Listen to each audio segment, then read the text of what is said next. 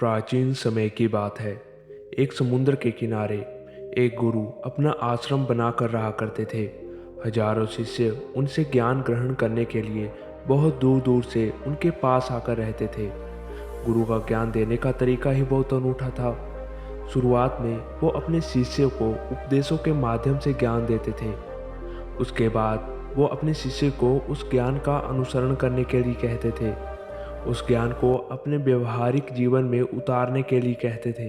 एक बार उस आश्रम में एक सम्राट अपने बेटे को लेकर पहुंचा। उस सम्राट ने उस गुरु से प्रार्थना की कि आप मेरे बेटे को अपने पास रहने दें और अपने तरीके से उसे ज्ञान दें।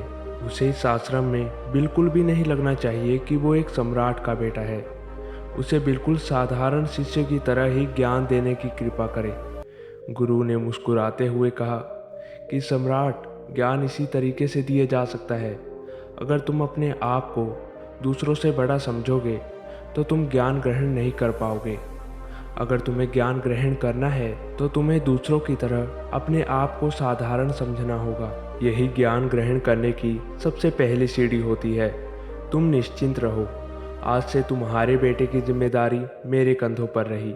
यह कहकर गुरु सम्राट के बेटे को अपने साथ लेकर समुद्र के किनारे टहलने के लिए निकल गए। आश्रम के बाकी सारे बच्चे उस सम्राट को देख रहे थे। सम्राट अपने बेटे को अपने रथ पर बिठा कर लाया था, जिससे सभी बच्चे समझ गए थे कि यह लड़का सम्राट का बेटा है। इसकी वजह से सभी बच्चे सम्राट के बेटे की तरफ आकर्षित हो गए थे।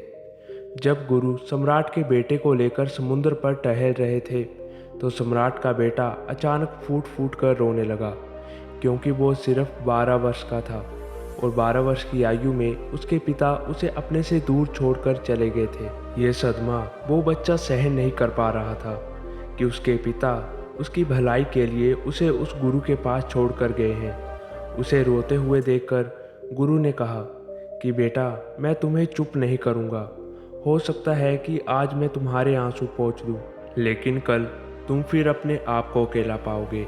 याद रखना, जीवन में इंसान अकेला आता है और अकेला ही जाता है।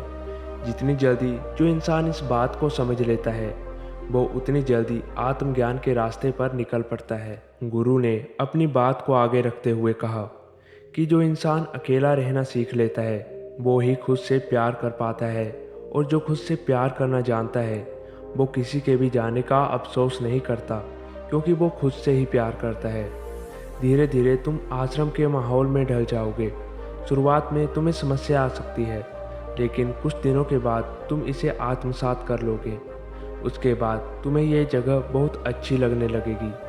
ये जगह तुम्हें अपने महल जैसी लगने लगेगी। संध्या हो चली थी। समुद्र के दूसरे सिरे पर सूरज डूबने लगा था और अपनी लालिमा पूरे आसमान पर बिखेर रहा था। बड़ा ही सुंदर दृश्य था और गुरु अपने शिष्य को अपने साथ लेकर आश्रम में वापस लौट आए। उस शिष्य को भी कुछ सांत्वना मिली, क्योंकि गुरु की आंखों में एक अभूतपूर्व शांति झलक रही थी। और जब हम किसी एकांतवासी गुरु की आंखों में वो शांति देख लेते हैं तो हमारे हृदय से भी सारा भार हट जाता है। मन एकदम निर्मल हो जाता है। जब सम्राट का बेटा भोजन करने के लिए भोजन कक्ष में पहुंचा तो आसपास के सभी शिष्य उसके पास आने लगे। उन सभी को पता था कि ये सम्राट का बेटा है और अगर हम इससे दोस्ती कर लेते हैं तो इससे हमारा बहुत फ़ायदा होने वाला है। यही सोचकर आश्रम के ज़्यादातर बच्चों ने उसे घेर लिया था। बस कुछ बच्चे थे जो अकेले रहने का महत्व समझते थे, जो दिखावे में विश्वास नहीं करते थे। वो सम्राट के बेटे के पास जाने की बजाय अपना पूरा ध्यान खाने पर लगा रहे थे और एकांत में बैठकर अपना भोजन कर रहे थे। कुछ दिनों के बाद सम्राट के बेटे की आश्रम के ज़्यादातर बच्चों के साथ दोस्ती हो गई। वो आश्रम में और बच्चों के साथ घूमता और उनके साथ ज़्यादातर समय व्यतीत करता। आखिरकार सम्राट का बेटा था, सुख सुविधाओं में पला बड़ा था। आसपास बहुत से दास और दासियां होती थी। आसपास अपने मित्रों से घिरे होना, वही दिनचर्या उसने इस आश्रम में भी अपना ली थी। ऐसा नहीं था कि गुरु को ये सब पता नहीं था, पर गुरु उसे अलग तरीके से ज्ञान देना चाहते थे। बच्चों को ज्ञान आप उपदेश के माध्यम से नहीं दे सकते, उन्हें साक्षात्कार करवाना पड़ता है। उसके बाद उन्हें वो बात समझ आती है जो आप उन्हें समझाना चाहते हैं। गुरु को ये बात पता थी कि अगर मैं इसे बोलकर बताऊंगा तो ये कभी नहीं समझ पाएगा। उसे सिर्फ दिखाना पड़ेगा, उसे एहसास करवाना पड़ेगा कि अकेले रहने से ही तुम अपनी शक्तियों को जान पाओगे। ये सीख देने के लिए गुरु उस शिष्य को उस दिन एक पहाड़ी की चोटी पर ले गए। पहाड़ी पर पहुंचकर गुरु ने उस शिष्य से कहा कि अब तुम्हारा ध्यान पूरा हो चुका है, बस एक आखिरी रात तुम्हें यहाँ पर बितानी होगी। उसके बाद अगले दिन शाम को मैं तुम्हारे राजमहल में मैं तुमको पहुँचा दूँगा। वो बच्चा तो ये सुनकर बहुत खुश हो गया कि अब मैं वापस अपने राजमहल चला जाऊँगा। फिर से मेरे दास और दासियाँ, सारी भोग की वस्तुएं मेरे पास होंगी। उस शिष्य ने गुरु से पूछा कि गुरुजी, मुझे आज रात आप यहाँ पहाड़ी पर क्यों छोड़ रहे हैं? आखिर मुझे कौन सा आखिरी ज्ञान यहाँ से मिलेगा? गुरु ने मुस्कुराते हुए कहा कि यहाँ चट्टान के पीछे तुम्हें छिपकर बैठना होगा। यहाँ पर रोज रात को एक बाज आता है, तुम्हें उस बाज को देखना है, बड़े गौर से देखना है, हर गतिविधि देखनी है। और उस बाज को देखने के बाद अगले दिन अगर तुम उस बाज की खूबियाँ मुझे बता पाए तो मैं तुम्हें तुम्हारे राजमहल वापस भिजवा दूंगा। और हाँ, सुबह आने से पहले एक बात और ध्यान रखना, एक चरवाहा अपनी भेड़ों को यहाँ चरवाने के लिए आता है, तुम्हें उन भेड़ों की गतिविधियाँ भी देखनी है। याद रखना, बाज की गतिविधियाँ रात को और भेड़ों की गतिविधियाँ सुबह। अगर तुम दोनों की गतिविधियों पर ध्यान देकर मुझे बता पाए तो तुम इस आश्रम से हमेशा के लिए आज़ाद हो जाओगे, तुम्हारा ज्ञान पूरा हो जाएगा। मैं तुम्हारे पिता को कह दूंगा कि ये बच्चा हमारे आश्रम का सबसे ज्ञानी बच्चा है। यह कहकर गुरु अपने आश्रम में वापस लौट आए और वो बच्चा वहीं पर उस चट्टान के पीछे खड़ा हुआ बाज का इंतजार करने लगा। काफ़ी वक्त बीत जाने के बाद वहाँ पर एक बाज अपने बच्चों के साथ पहुँच गया। सम्राट के बेटे ने पूरी रात उस बाज की गतिविधि पूरे ध्यानपूर्वक देखी और सुबह होने के बाद जब चरवाहा वहाँ अपनी भेड़ों को लेकर पहुँचा तो उसने एक अभूतपूर्व दृश्य देखा। उसने देखा कि वो बाज भेड़ के एक बच्चे को अपने पंजों में दबाकर आसमान में उड़ गया। उसने उस भेड़ के बच्चे का शिकार कर लिया था। ये सारा दृश्य देखकर आश्रम में वापस अपने गुरु के पास पहुंचा। इससे पहले कि गुरु उससे कुछ पूछते, उसने गुरु को प्रणाम करते हुए कहा कि गुरुदेव, आप आश्रम के सभी बच्चों को यहाँ पर बुला लीजिए। मैं सब लोगों को बताना चाहता हूँ कि मैंने क्या देखा। जब आश्रम के सभी बच्चे वहाँ पर पहुँच गए तो उस सम्राट के बेटे ने कहना शुरू किया कि मैंने अपने जीवन में बहुत से पक्षी को देखा है, पर बाज उन सभी पक्षियों में से सबसे अलग है और सबसे अद्भुत होता है। उदाहरण के लिए एक तोता हम सभी ने देखा है। तोता तो बोलता बहुत है लेकिन कभी ऊंचा नहीं उड़ पाता, लेकिन एक बाज जो कि हर समय शांत रहता है, वो आकाश को भी छू सकता है। उसमें आकाश को भी छू लेने का सामर्थ्य होता है।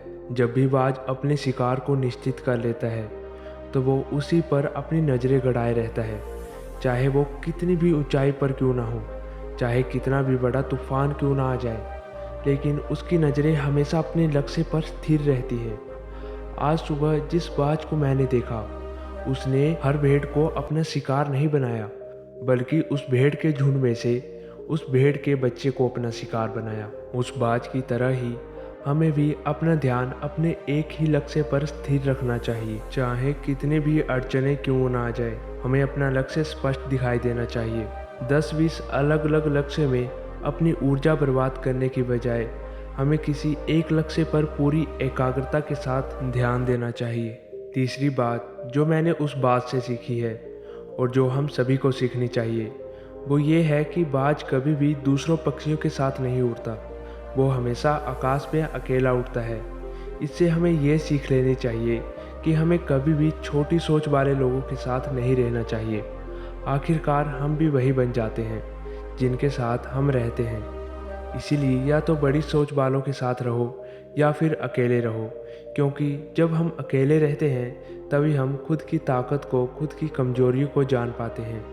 कमजोरियों को जानकर उनको दूर कर सकते हैं और अपनी ताकत को जानकर उसका सही इस्तेमाल कर सकते हैं। लेकिन वो तभी संभव होगा जब हम अकेले रहना सीखेंगे। चौथी सीख जो हमें एक बात से लेनी चाहिए कि एक बाज अपनी सीमाओं से ऊपर उठकर उड़ता है। जब तूफान आता है तो हर एक पक्षी अपने घोंसले की तरफ भागता है, खुद को छुपाने की जगह ढूंढता है। लेकिन बाज ऐसा कुछ भी नहीं करता। वो खुद की सीमाओं को तोड़कर बादलों से भी ऊपर उड़ने का प्रयास करता है। हवाएं उसे धक्के मारती है, पंख उसके भारी हो जाते हैं। पानी और धुंध की वजह से उसे कुछ दिखाई नहीं देता, लेकिन फिर भी वो आसमान की तरफ उड़ता रहता है और अंततः बादलों से भी ऊपर निकल जाता है। और वहाँ तब तक उड़ता रहता है जब तक मौसम ठीक नहीं हो जाता। अपनी सीमाओं को सिर्फ इसलिए तोड़ पाता है क्योंकि वो समस्या के आने पर घबराता नहीं है, उससे डर कर बचने का प्रयास नहीं करता, बल्कि एक सकारात्मक नज़रिए के साथ उसका सामना करता है। जीवन में चाहे कितनी भी अड़चनें क्यों ना आ जाए, हमें उन अड़चनों से लड़ना चाहिए, ना कि उनसे डरकर कहीं छिप कर बैठ जाना चाहिए। बहादुर तो वो लोग होते हैं जो तूफानों से टकरा जाते हैं। कायर तो अपने घर में, अपने घोंसले में अपनी जगह ढूंढ कर बैठ जाते हैं। पांचवी बात जो हमें एक बात से सीखनी चाहिए कि बाज कभी भी अपने घोंसले में घास के कोमल तिनके नहीं रखता है। जो तिनके कोमल होते जाते हैं वो उन्हें निकाल कर फेंकता रहता है। उसी तरह जितनी भी आपको आरामदायक ज़िंदगी मिली है, तो उस आराम से ऊपर उठकर अपने आलस्य को तोड़कर जीवन में मेहनत करते रहना चाहिए। जीवन में पसीना बहाना चाहिए, शारीरिक मेहनत करनी चाहिए। अपने घोंसले से कोमल तिनके उठा कर फेंक दो और आज ही अपने आलस्य को तोड़कर निकल पड़ो। हर दिन अपने आप को चुनौतियाँ दो, हर दिन मुश्किलों से लड़ो, क्योंकि वही मुश्किलें तुम्हें मजबूत बनाएंगी। जंगल के राजा शेर को भी झुंड बना करके शिकार करते देखा जा सकता है, लेकिन बाज हमेशा अकेला शिकार करता है, क्योंकि वो जानता है कि भीड़ हौसला तो देती है मगर साहस छीन लेती है। आदमी को हमेशा अकेले ही आगे बढ़ना होता है। यही कारण होता है कि वो जल, थल और नभ सब जगहों पर अपने शिकार का परचम लहरा सकता है। बाज की उम्र लगभग 70 साल की होती है, लेकिन 40 साल में ही उसका शरीर बूढ़ा हो जाता है। नाखून उसके पैरों में धंसने लगते हैं, पंख उसके शरीर से चिपक जाते हैं, उसकी चोंच मुड़ जाती है, उसका शरीर भारी हो जाता है। ऐसी स्थिति में शिकार करना तो क्या, उड़ने की भी हालत नहीं रहती उसकी। ऐसे में उसके पास सिर्फ दो विकल्प होते हैं। पहला, या तो वो खुद की इस अवस्था को स्वीकार कर ले और भूखा प्यासा मर जाए, या फिर दूसरे जानवर का शिकार बन जाए। और दूसरा विकल्प ये होता है कि वो 6 महीने एक बहुत ही दर्दनाक प्रक्रिया से गुजरे और खुद को फिर से पहले जैसा मजबूत बना ले। लेकिन बाज तो बाज है, वो दूसरा विकल्प चुनता है। इसके लिए वो खुद को बहुत ऊंचे पहाड़ पर ले जाता है, जहां वो अपनी चोंच से सारे पंख खींच खींच के निकाल देता है और फिर चट्टान पर पैर मार मार कर अपने पंजे तोड़ देता है। उसके बाद उसी चट्टान पर अपनी चोंच को पटक पटक कर तोड़ देता है और लहूलुहान अवस्था में खुद को दूसरे जानवरों से छुपाता फिरता है। अगले 6 महीने तक वो इसी दर्दनाक प्रक्रिया से गुजरता है और इंतज़ार करता है नई चोंच, नए पंख और नए पंजों का। तब वो फिर से अपनी नई ज़िंदगी शुरू करता है और फिर निकल पड़ता है अपने शिकार पर और फिर अगले 30 सालों तक राज करता है। इसीलिए समय आने पर हमें भी अपनी पुरानी आदतों को छोड़ना पड़ता है और कुछ नया सीखना पड़ता है। समय के साथ बदलना पड़ता है, अपने आप को तैयार करना पड़ता है, वरना हमारा भी शिकार हो सकता है, हम भी पीछे रह सकते हैं। इसके बाद सम्राट के बेटे ने भेड़ों की विशेषता बताते हुए कहा कि भेड़ हमेशा झुंड में चलती है, उन्हें झुंड में एक साथ चलने में ही हिम्मत मिलती है। लेकिन जैसे ही उनका शिकार होता है तो वैसे ही वो भेड़ तितर बितर हो जाती है और उन सभी भेड़ में से एक भी भेड़ अपने साथी की मदद करने के लिए वापस नहीं लौटती है। इससे हमें यही सीख मिलती है कि हमारे साथ कितने भी लोग खड़े हो तो किसी पर भी यकीन नहीं करना। यकीन करना है तो खुद पर करना, क्योंकि बुरा समय आने पर वो भेड़ तितर बितर हो जाएगी, आपको पता ही नहीं चलेगा। गुरु को प्रणाम करते हुए सम्राट के बेटे ने अपने गुरु से कहा कि गुरुदेव, अगर मुझसे कोई सीख रह गई है तो कृपया करके आप बताने की कृपा करें। गुरु ने सभी बच्चों को संबोधित करते हुए कहा कि ये सभी बातें जो इस बच्चे ने बताई हैं सब सही है, लेकिन सारी खूबियाँ आप लोगों में तभी पैदा हो जाएंगी जब आप अकेले रहने का अभ्यास करेंगे। आपने देखा होगा कि बाज कभी भी किसी दूसरे पक्षी के साथ नहीं रहता, ना ही किसी के साथ अपनी जोड़ी बनाता है। वो आसमान में अकेले उड़ना जानता है और अकेले उड़ने की वजह से ही वो अपनी ताकत और कमजोरियों को जान पाता है। इसके बाद गुरु ने अपनी बात ख़त्म करते हुए कहा कि मैं आज रात इस सम्राट के बेटे को इसके राजमहल छोड़ने जा रहा हूँ, क्योंकि इसकी सीख यहाँ पर पूरी हो गई है। और ये कहकर गुरु सम्राट के बेटे का हाथ पकड़कर राजमहल की तरफ रवाना हो गए और बाकी के सभी बच्चे उन्हें पीछे से जाते हुए देखते रहे। आशा करता हूँ दोस्तों कि आपको इस वीडियो से कुछ सीखने के लिए मिला होगा। अगर सीखने के लिए मिला है तो वीडियो को लाइक कर देना और चैनल को सब्सक्राइब कर लेना और इस वीडियो को अपने दोस्तों और परिजनों के साथ जरूर शेयर करना। अब मिलते हैं एक और इम्पैक्ट छोड़ देने वाली वीडियो के साथ। तब तक के लिए धन्यवाद।